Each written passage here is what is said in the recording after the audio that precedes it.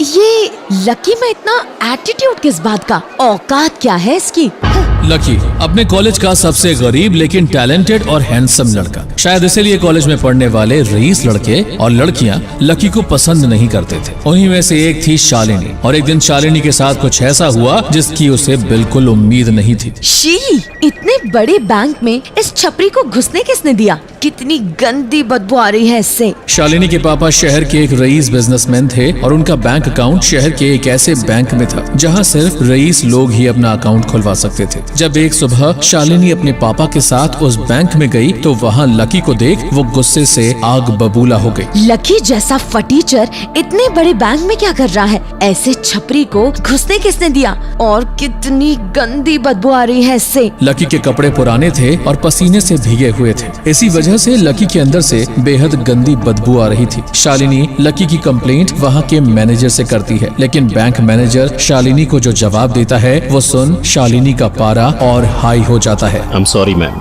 लेकिन हम ऐसे किसी को जाने के लिए नहीं कह सकते। ठीक है, अगर ऐसा है तो मैं ही यहाँ से चली जाती हूँ। शालिनी झल्ला के वहाँ से जाने लगती है। तभी उसका पैर फिसलता है और वो गिरने ही वाली होती है कि दो मजबूत बाजुएं उसे थाम लेती हैं। और शालिनी को थामने वाला कोई और नहीं, लकी था। लकी उसे बचा तो लेता है, लेकिन शालिनी के लिए लकी के टच से अच्छा नीचे गिरना ही था। How dare you touch me, you bloody फटीचर। शालिनी अपने ड्राइवर की तरफ घूमते हुए एटीट्यूड में कहती है, ड्राइवर सीधा स्पा ले चलो, इस भिखारी ने तो मेरी पूरी बॉडी गंदी कर दी। शालिनी वहाँ से तो निकल जाती है, लेकिन उसी शाम फिर कुछ ऐसा होता है कि शालिनी का खून खौल जाता है। शाम को जब शालिनी अपनी एक खास दोस्त की बर्थडे पार्टी अटेंड करने एक 5 स्टार होटल के बार में पहुँचती है तो वहाँ भी उसके सामने आ जाता है लकी। लकी इस 5 स्टार पब में? लेकिन शालिनी को असली झटका तब लगता है जब उसे मालूम चला कि लकी भी उसी पार्टी में आया है जिसे अटेंड करने वो वहाँ आई थी। दरअसल लकी को बुलाने वाला था शालिनी की फ्रेंड का बॉयफ्रेंड, लेकिन लकी को देख शालिनी का मूड ऑफ हो जाता है और वो अपने दोस्त से कहती है, नेहा,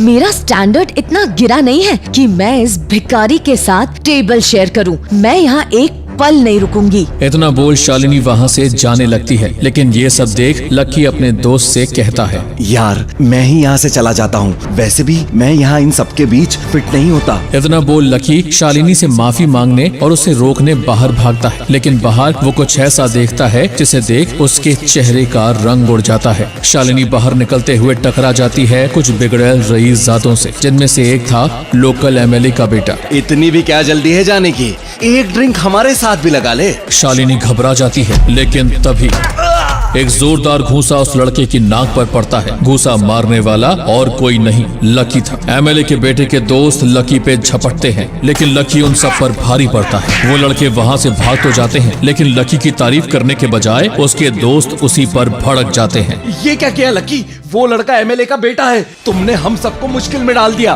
फैसला होता है कि लकी एमएलए के घर जाके माफी मांगेगा। लकी इसके लिए तैयार भी हो जाता है, लेकिन एमएलए के बंगलों पे जो होता है उसकी किसी ने कल्पना भी नहीं की थी। सबके होश उड़ जाते हैं जब लकी को देख एमएलए अपनी कुर्सी से खड़ा होता है और अपने हाथ जोड़े लकी की तरफ बढ़ते हुए कहता है, लकी भाई, आपने क्यों तकलीफ की, मुझे बुला लिया होता। ये एमएलए लकी से इस तरह क्यों पेश आ रहा है? कौन है ये लकी? आखिर क्या है लकी का सच? ऐसा क्या राज है लकी का जो उसके कॉलेज में कोई नहीं जानता? अगर लकी गरीब था तो वो क्या कर रहा था उस बैंक में जहां अकाउंट था सिर्फ रईस लोगों का? क्या लकी कोई पैसे वाला है जो गरीब होने का नाटक करता है, या वो है कोई बड़ा क्रिमिनल? क्या लकी का सच शालिनी के जरिए सबके सामने आ जाएगा, और क्या बदलेगा शालिनी का नजरिया लकी के लिए? जानने के लिए आज ही सुने इंस्टा मिलियनेयर सिर्फ पॉकेट FM पर।